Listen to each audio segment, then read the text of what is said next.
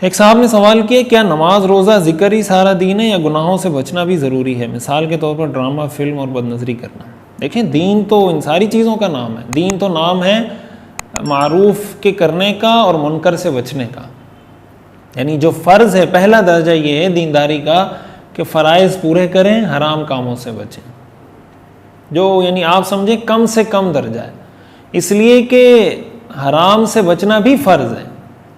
مثال کے طور پر شراب ہے نا، تو شراب حرام ہے، حرام ہونے کا کیا مطلب ہے کہ شراب سے بچنا فرض ہے۔ زنا حرام ہے، حرام ہونے کا کیا مطلب کہ زنا سے بچنا فرض ہے۔ تو جو حرام کام ہیں ان سے بچنا بھی فرض ہے، اور جو فرض کام ہے وہ تو ویسے ہی فرض ہیں۔ تو شریعت کا جو معیار ہے نا دینداری کا، یہ ہمارے ہاں تو معیار یہی ہے کہ جو آدمی بس نماز، روزہ، حج، زکوٰۃ ان چیزوں میں یہ کام کر رہا ہو تو اس کو تو لوگ سمجھتے ہیں کہ یہ دین کا کام کر رہا ہے، لیکن گناہوں سے بچتا ہے یا نہیں بچتا، یہ ہمارے نزدیک تقویٰ کے معیارات میں اس چیز کو شامل نہیں کیا جاتا۔ تقویٰ اصل میں نام ہی اسی چیز کا ہے کہ گناہوں سے آپ اپنے آپ کو بچائیں۔ تقویٰ کا مطلب ہوتا ہے بچنا، بچانا۔ متقی کہتے ہیں جو اللہ کے خوف سے، گناہوں سے بچتا ہو، اللہ سے ڈرتا ہو۔ تو اس لیے یہ دین کا حصہ ہے، اور جب ہم کسی کی دینداری کو یا اپنی کسی کی دینداری کو تو ہمیں جج کرنا بھی نہیں چاہیے، اپنی دینداری کو جب ہم جج کرنا چاہیں کہ بھئی میں کتنا دیندار ہوں، تو ہمیں یہ دیکھنا چاہیے کہ میں فرائض کتنے پورے کر رہا ہوں، حرام کاموں سے کتنا بچ رہا ہوں۔ حرام کاموں میں جیسے آپ نے لکھا ہے فلم، ڈرامہ، اسی طرح جھوٹ ہے، غیبت ہے، حسد ہے، دو نمبری ہے، دھوکہ ہے، ملاوٹ ہے، کسی کو ستانا ہے، تکلیف دینا ہے، حسد کرنا ہے، بدگمانی کرنا ہے، یہ سارے کبیرہ گناہ ہیں اور ان سب سے بچنا فرض ہے۔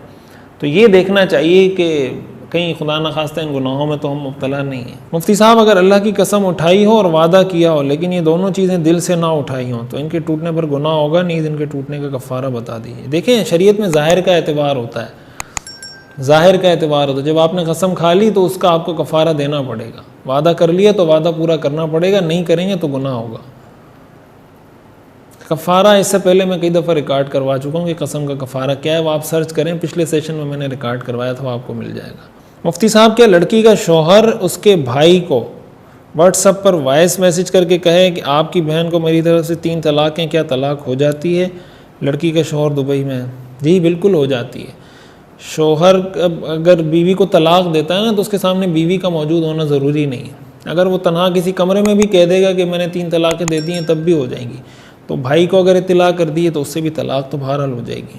کسی کو زکوٰۃ دیتے وقت بتانا ضروری ہے کہ یہ زکوٰۃ ہے؟ نہیں، دیتے وقت ضروری نہیں ہے بتانا، آپ کی نیت ہونی چاہیے جس وقت آپ دے رہے ہیں۔